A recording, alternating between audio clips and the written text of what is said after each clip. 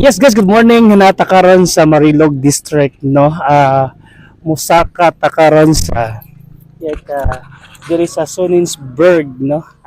Sa taas na sila mga cottages, and the same time ga-offer sila og hot chocolate and suman. So let's go, tara.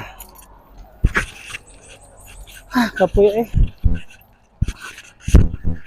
na vlogger.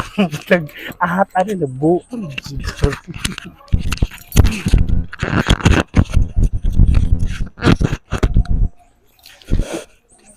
So nga ni guys ang trail pasaka. So puyo ra gid siya diri makasulod ang sakyanan, but mas gipili namo nga mag-hike kaysa magsakyanan. And then nasa um 6 minutes ko nung trek pasaka.